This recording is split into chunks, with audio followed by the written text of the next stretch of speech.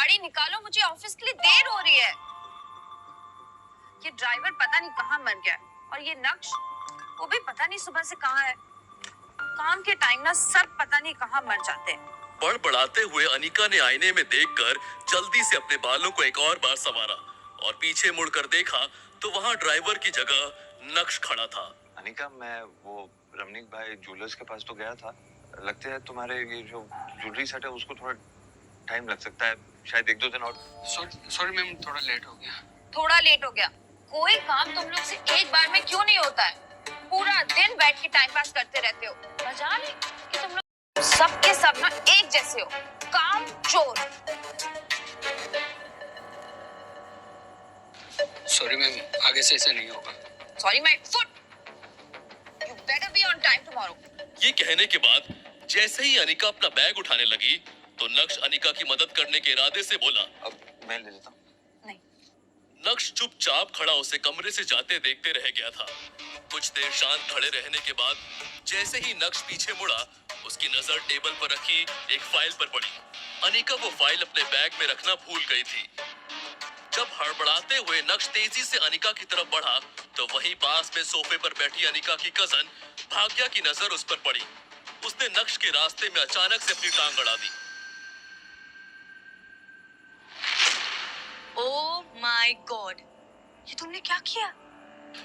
मैंने क्या किया? मैं तो अनिका वो अपनी फाइल भूल गई थी तो मैं उसे फाइल देना चाहता था और रास्ते में ये अचानक आ गई और अब ये अच्छा, तो अब साहबजादे के रास्ते के बीच में मैं आ गई, इसमें भी मेरी गलती है ना? बड़ी माँ आप ठीक है ना? कोई जल्दी से डॉक्टर बुलाओ। जिस आदमी ने बड़ी माँ पे गरम गरम चाय गिरा दी। अच्छी, मुझे पता है तुझे मेरी बहुत फिक्र है, पर मैं ठीक हूँ, मुझे डॉक्टर की कोई जरूरत नहीं है। बस इस निठल्ले आदमी ने मेरी साड़ी खराब कर दी जो। शिट, बड़ी माँ की इतनी महंगी साड़ी खराब कर दी। ये आपकी एक्सक्लूसिव कलेक्शन की है ना बड़ी माँ? एक तरफ भाग्या बात का बतंगड़ बना रही थी तो दूसरी तरफ नक्श ने देखा कि अनिका वापस अंदर आ रही है। नक्श चित्रा को इग्नोर करते हुए अनिका की ओर बढ़ा। दरअसल मैं तुम्हारी फाइल। अनिका नक्श को देखे बिना ही घर से बाहर निकल गई। बस अनिका की एक प्यार भरी झलक के लिए तरस गया था नक्श। ब्रेकिंग न्यूज, गुजरात की सबसे बड़ी कंस्ट्रक्शन फर्म का भविष्य है खतरे में। क्या भानुशाली ग्रुप ऑफ इंडस्ट्रीज उभर पाएगा इतने बड़े नुकसान से? अब कौन संभालेगा भानुशाली ग्रुप ऑफ इंडस्ट्रीज की बागडोर? जानने के लिए बने रहे हमारे साथ ओनली ऑन टेक1 न्यूज पर।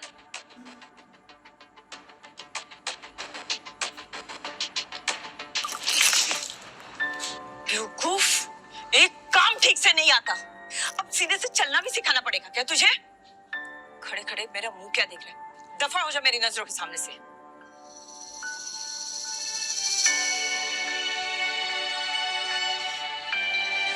पता नहीं क्या सोचकर तेरी काका ने अनिका का हाथ इस आदमी के हाथ में दिया। हमारे तो भाग ही फूट गए। घर दामाद बनकर बस हमारी छाती पर मूंग डल रहा है वो।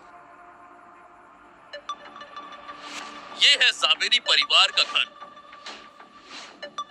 सावेरी परिवार सूरत की बड़ी बिजनेस फैमिलीज में से एक है। इस बड़े से शानदार घर में सावेरी खानदान का बड़ा परिवार रहता है और कई जॉइंट फैमिली की तरह इनके बीच में भी प्यार बस दिखावे का ही है। अक्सर यहाँ पर सुबह की शुरुआत ऐसे ही शोर शराबे से होती है और गलती चाहे हो या ना हो, इल्जाम हमेशा इस परिवार के दामाद यानी नक्श के सर पर ही आता है। पर नक्श ने कभी भी इस बात को दिल पर नहीं लिया। हर सुबह किसी और की गलती को अपने सर लेकर मुस्कुराते हुए वो अपने काम में लग जाता है। उसने चित्रा की तरफ देखा तो उसकी नजर वहीं पास में खड़े नौकर पर पड़ी जो नक्श को दया की नजर से देख रहा था, लेकिन नक्श के चेहरे पर एक शिकन भी नहीं थी। ब्रेकिंग न्यूज, गुजरात की सबसे बड़ी कंस्ट्रक्शन फर्म का भविष्य है खतरे में। क्या भानुशाली ग्रुप ऑफ इंडस्ट्रीज उभर पाएगा इतने बड़े नुकसान से? अब कौन संभालेगा भानुशाली ग्रुप ऑफ इंडस्ट्रीज की बागडोर? भानुशाली ग्रुप? अरे भानुशाली ग्रुप तो सूरत का ही नहीं बल्कि पूरे गुजरात का सबसे बड़ा बिजनेस एम्पायर है। इनके साथ ऐसा कैसे हो सकता है? इनके साथ तो हम एक नया प्रोजेक्ट शुरू करने का सोच रहे थे। बड़ी माँ परेशान क्यों हो रहे हो? क्या पता हमारे लिए एक अच्छा साइन हो। मुझे तो लगता है हमें इनके नए सीईओ के साथ डील क्रैक करने की कोशिश करनी चाहिए।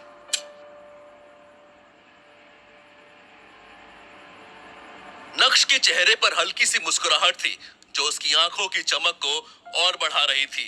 तभी नक्श की नजर दीवार पर टंगी अनिका के पिता रसिक जावेरी की एक तस्वीर पर पड़ी। ये देख रहे हैं आप गुरुजी, आपके वादे के चक्कर में क्या क्या सहन करना पड़ रहा है इस घर में। आप तो जाते जाते अपनी बेटी अनिका का हाथ मेरे हाथों में देकर चले गए, लेकिन पीछे से आपके घर में रोज कुछ ना कुछ झेलना पड़ता है मुझे।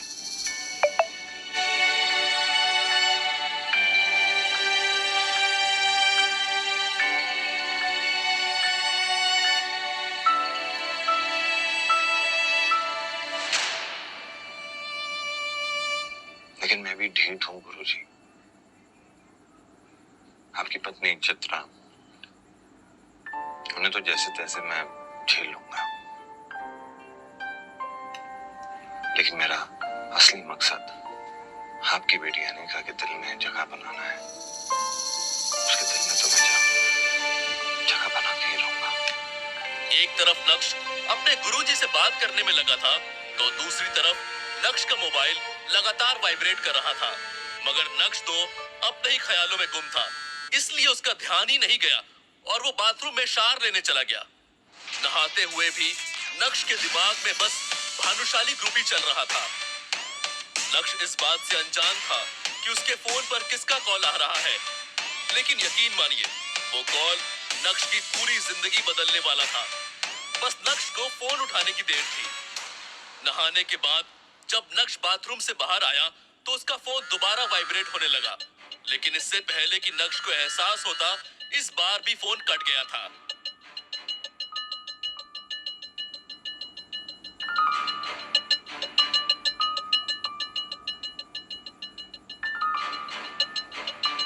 नक्श, प्लीज मेरा फोन उठा लो। मैं जानता हूँ कि तुम अब भी मुझसे नाराज हो, लेकिन कुछ बात करनी है।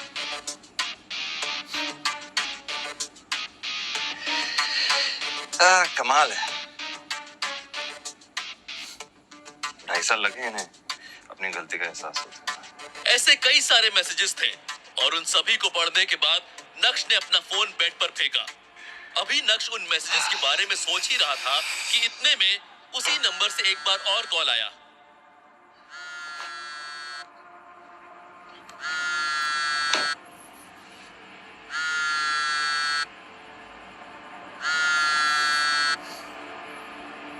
हेलो।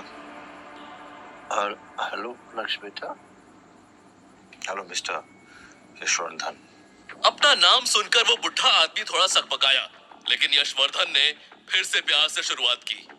बेटा मुझे तुम्हारी बहुत याद आती है।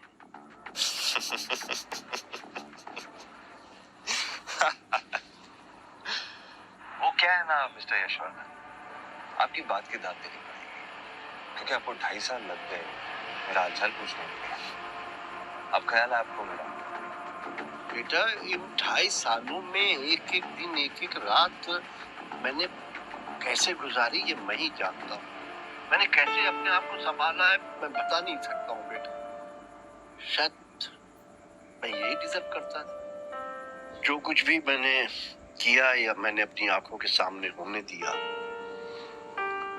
शायद ये उसी का नतीजा है। बेटा मैं तेरी तस्वीर देखकर रोता रहता हूँ और अपने आप को कोसता रहता हूँ कि मेरी आंखों के सामने ये अन्याय कैसे होता रहा। नक्श को यशवर्धन की बात सुनकर रत्ती भर भी भरोसा नहीं हुआ। वैसे मार्केट में क्या खबर फैली है कि मैं जानता हूँ। ये सुनते ही यशवर्धन एकाएक खामोश हो गए, जैसे मानो नक्श ने उनकी चाल पकड़ ली हो। लोग तो तरह तरह की बातें बनाते रहते हैं।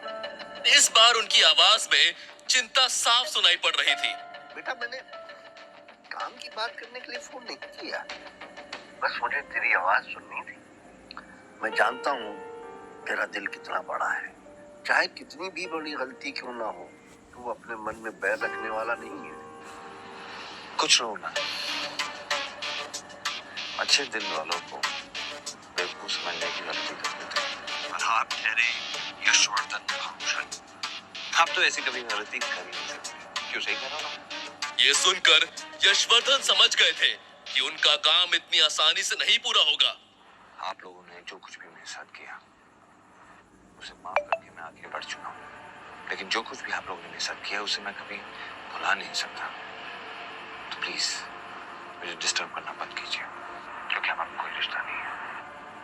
मेरा पोता इतना कठोर तो नहीं था। आपको मेरी बात नहीं समझ आ रही। मैं अपनी जिंदगी में खुश हूँ। अब मुझे आपके साथ कुछ लेना देना नहीं है। आपका मेरा कोई रिश्ता नहीं है, और आप जो मुझे वापस उसी जगह बुलाना चाह रहे हैं जहां मुझे सिर्फ दर्द और तकलीफ मिली। क्या तेरा दिल नहीं करता है मेरी सूरत देखने को, मुझे मिलने को? बेटा एक बार मुझे मिल ले, अब फिर पता नहीं मेरे पास कितने दिन बचे। यशवर्धन बहुत अच्छे से जानते थे कि नक्श चाहे अपना दिल जितना भी सख्त कर ले, लेकिन इस बात पर वो पिघल ही जाएगा। नक्श स्ट्रॉन्ग हेडेड था, पर निर्दयी नहीं। एक और आखिरी बात बस। थैंक यू बेटा, थैंक यू। मैं तेरी सारी फेवरेट डिशेस बनवा के रखूंगा, जो भी तुझे पसंद है। मैं घर नहीं आ रहा हूँ, बाहर मिलेंगे आपके ऑफिस में, बिना किसी ताम झाम के। हाँ हाँ ठीक है ठीक है। तो कल मिलते, मैं अपनी गाड़ी तुम्हें लेने के लिए भेज दूंगा। उसकी भी कोई जरूरत नहीं, क्योंकि मुझे पता है कि भानुशाली ग्रुप ऑफ इंडस्ट्रीज का ऑफिस कहाँ है। मैं पहुंच जाऊंगा। बीते 2.5 सालों में कभी भी यशवर्धन ने नक्श से कांटेक्ट नहीं किया था। 2.5 सालों से नक्श भानुशाली ग्रुप से भी बाहर था। तो अब जब भानुशाली ग्रुप डूब रहा है, तो यशवर्धन को नक्श की याद क्यों आ रही थी? ये सोच सोचकर नक्श और भी ज्यादा कंफ्यूज हो रहा था। तुरंत ही नक्श ने अपना लैपटॉप बाहर निकाला और इंटरनेट की हेल्प लेते हुए भानुशाली ग्रुप में चल रहे हलचल जानने की कोशिश की। ऐसे तो नक्श के हाथ में भानुशाली ग्रुप को लेकर कुछ हाथ नहीं आया, लेकिन उसके हाथ में ऐसा कुछ आ गया जिसे देखने के बाद नक्श की आंखों की चमक 4 गुना बढ़ गई थी। सच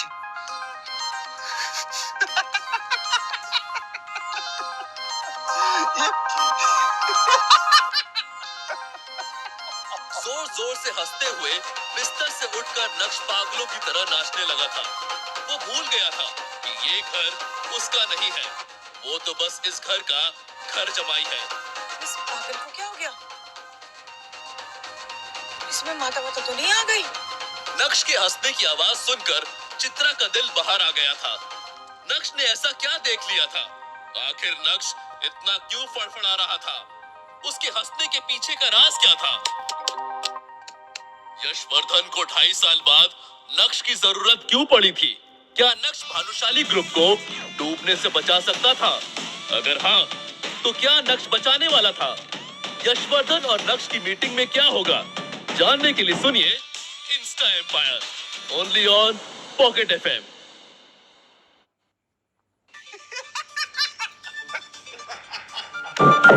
नक्श की हंसी और नाचने का पागलपन रुकने का नाम नहीं ले रहा था। વળી માં છોડો ને તમે ઢોકલા ખાઓ ઢોકલા આ આદમીના પાછળ શું સમય બરબાદ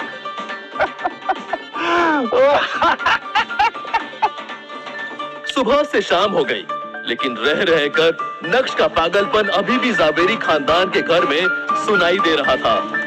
वो अलग बात है कि अब उस पागलपन को सुनने वाला कोई नहीं था। अचानक नक्श को ऑफिस में देखकर भानुशाली ग्रुप के एम्प्लॉयज शॉक्ड हो गए। अरे देखो देखो, ये तो नक्श है ना, लेकिन ये यहाँ क्या कर रहे हैं? मैंने तो सुना है कि आजकल ये गरीबों से भी बदतर जिंदगी जी रहा है। अभी लोगों के बीच में कानाफूसी चल ही रही थी कि तभी एक आदमी ने कहा, मुझे लगता है कि ये बड़े साहब से नौकरी मांगने आया होगा। एक तरफ भानुशाली ग्रुप के कुछ लोग नक्श का मजाक बना रहे थे, तो दूसरी तरफ कुछ ऐसे भी लोग थे जिन्हें नक्श के डैड पर बहुत भरोसा था, और वो सभी नक्श को देखकर बहुत खुश थे। अब आया है ऊट पहाड़ के नीचे, यही सही समय है और इन्हें मेरी जरूरत भी है। मजा आना चाहिए। कैबिन में बैठे यशवर्धन को भी नक्श का बड़ी बेसब्री से इंतजार था। अब यशवर्धन, भानुशाली और नक्श एक दूसरे के आमने सामने खड़े थे, लेकिन दोनों में से किसी के भी मुंह से एक शब्द भी बाहर नहीं निकल रहा था। यशवर्धन और नक्श की इस मीटिंग को देखकर ऑफिस के बाकी एम्प्लॉयज भी हैरान हो गए कि अब आगे क्या होगा। चलो आओ अंदर, आराम से बैठ के बात करते हैं। आओ। नक्श बेवकूफ नहीं था। यशवर्धन के इस इशारे को वो अच्छे से समझ पा रहा था। नक्श जो कल तक चित्रा और अनीका के ताने सुन रहा था, वो आज भानुशाली ग्रुप के चेयरमैन के आलीशान कैबिन में बैठा हुआ था। अंशुमिता कैसे हो? तुम्हें हमारी याद नहीं आई? नक्श को यशवर्धन, भानुशाली की भावुक बातों से कोई फर्क नहीं पड़ रहा था, क्योंकि उसे पता था ये सब एक दिखावा है। जिस काम के लिए आपने मुझे यहाँ बुलाया है, जो बात करने के लिए आपने मुझे यहाँ पे बुलाया है, उसकी बात करें।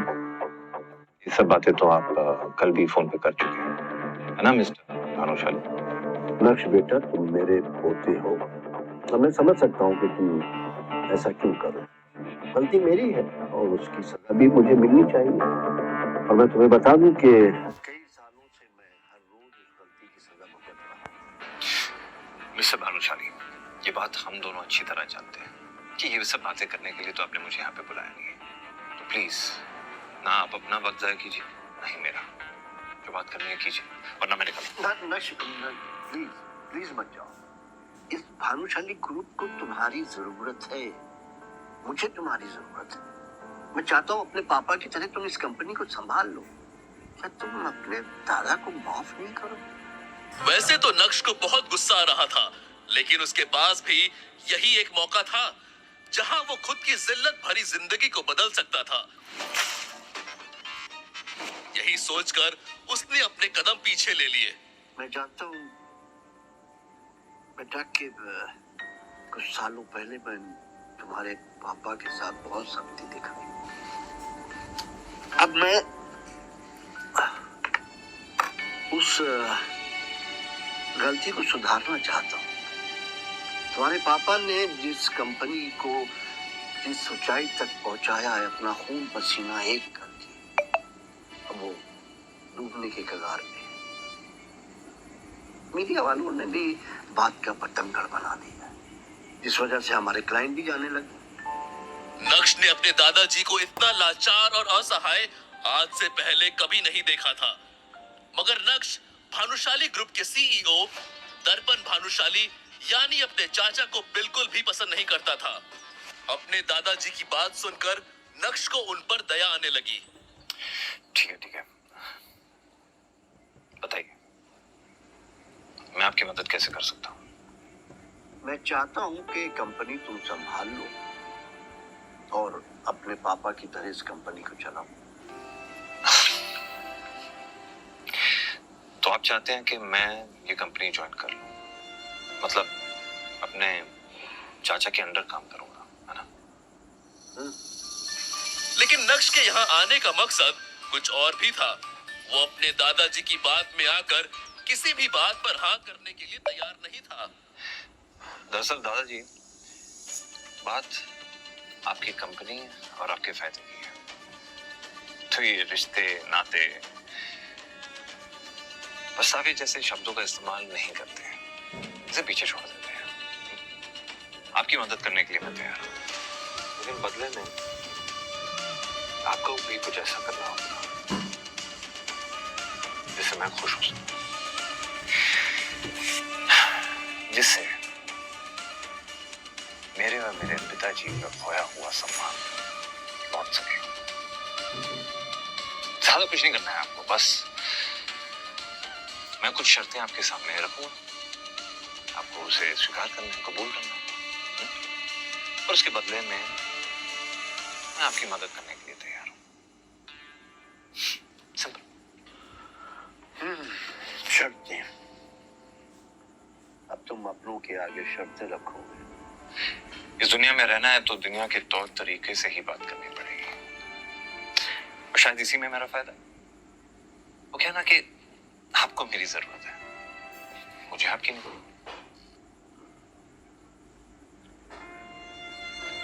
ठीक है, तुम्हें मुझसे क्या चाहिए? ये आपने की ना फायदे की बात। सबसे पहली शर्त, अब इस कंपनी में मैं दोबारा तभी लौटूंगा जब इस कंपनी का सीईओ मैं बनूंगा, ठीक उसी तरह जिस तरह मेरे चाचा ने मेरे पिताजी की जगह ले ली थी। मैं ये बात तो जानता था कि आपने मुझे भानुशाली ग्रुप ऑफ इंडस्ट्रीज को बचाने के लिए नहीं बल्कि चाचा की कंपनी को बचाने के लिए यहाँ पे बुलाया, लेकिन आपको अपनी गलती का जरा सा भी अफसोस नहीं हुआ। ऐसी बात नहीं है बेटा, लेकिन अच्छा ये बताओ तुम्हारी बाकी की शर्तें क्या है?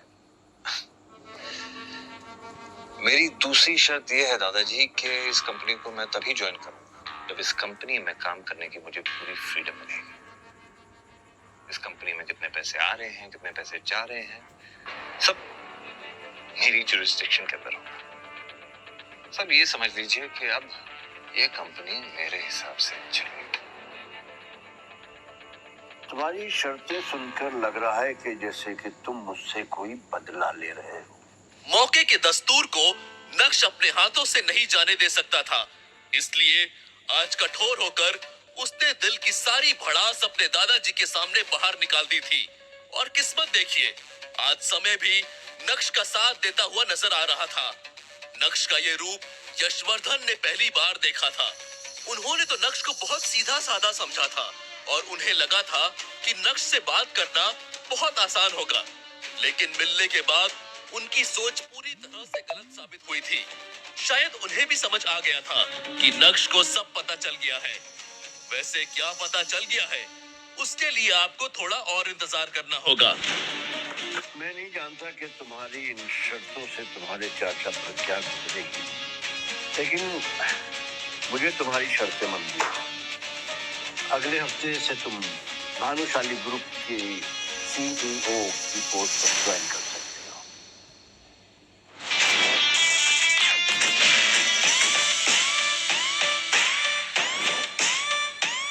बात खत्म होते ही यशवर्धन ने सर झुका लिया, लेकिन नक्श भी वहां पूरी तैयारी के साथ आया था। इसलिए नक्श ने अपने दादाजी के सामने एक अग्रीमेंट पेपर रखा और उसे साइन करने के लिए कहा। ये क्या है? क्या तुम्हें मुझ पर भरोसा नहीं है? अब जो कुछ भी मेरे परिवार पे गुजरा है उसके बाद तो आपके साइन पे ही मुझे भरोसा है। वैसे आपके लिए भी कॉपी लेके आया हूं, बस ज्यादा सोचिए मत, फॉर्मेलिटीज को पूरा करते हैं। आखिरकार हूं तो मैं आपका पोता ही, है ना? और अपने पोते के लिए इतना तो कर ही सकते हैं, और इस बहाने शायद आपका पछतावा थोड़ा कम हो जाए। मुस्कुराते हुए नक्श भी कैबिन से बाहर चला गया और जाते जाते अग्रीमेंट पेपर की कॉपी को यशवर्धन के हाथ में थमा चुका था। 4 साल पहले कॉलेज पास आउट होने के बाद जब नक्श ने अनिका के पापा के साथ काम करना शुरू किया था, तब सिर्फ अनिका के पापा ही थे जो ये जानते थे कि नक्श का पूरा नाम नक्श भानुशाली है। इतना ही नहीं, कॉलेज की पढ़ाई के दौरान उसके दोस्तों को भी उसके बारे में कोई जानकारी नहीं थी। अनिका के पापा के साथ काम करते वक्त नक्श की मुलाकात अनिका से हुई और पहली नजर में ही वो अपना दिल खो बैठा। लेकिन उसे क्या पता था कि इतना प्यार होने के बाद भी जब वो अनिका से शादी करेगा, तब उसे उस शादी में एक जिल्लत की जिंदगी के अलावा और कुछ नहीं मिलेगा। भले ही मैं अनिका को अपना सच इतनी जल्दी नहीं बताऊंगा, लेकिन आज मुझे महसूस हो रहा है कि मेरे अंदर कुछ बदल गया है, जैसे मेरे हाथों में कोई पावर आ गई है और अब मैं उन लोगों को जवाब दे सकता हूँ जो मुझ पर हंसते थे। बगावत की शुरुआत तो हो गई है और अब आगे आगे देखो होता है क्या। मॉम, नक्श कहाँ है? कुछ बताकर गया है? फोन नहीं उठा रहा। मने खबर नहीं, कल से उसका रूप बदल सा गया हुआ है। राक्षसों जैसा हंस रहा है, नाच रहा है, किसी को उसके बारे में कुछ नहीं पता। खाना बंद करो, ये तो पूरा दिन खाती रहती हो। अनिका, नक्श मनचला होता जा रहा है। मुझे लगता है उसे रास्ते पे लाना पड़ेगा। चित्रा और अनिका मिलकर नक्श के साथ क्या करने का सोच रहे थे और क्या वो नक्श का अब कुछ बिगाड़ भी पाएंगे? नक्श के बारे में ना तो अनिका कुछ जानती थी और ना ही नक्श के दोस्त। आखिर इसकी क्या वजह रही होगी? क्या नक्श को भी साइलेंट और वायलेंट रहना पसंद था? वैसे नक्श के नाचने और राक्षस की तरह हंसने के पीछे का क्या कारण था? क्या लॉटरी लग गई थी भाई साहब की? जानने के लिए सुनिए Insta Empire only on Pocket FM.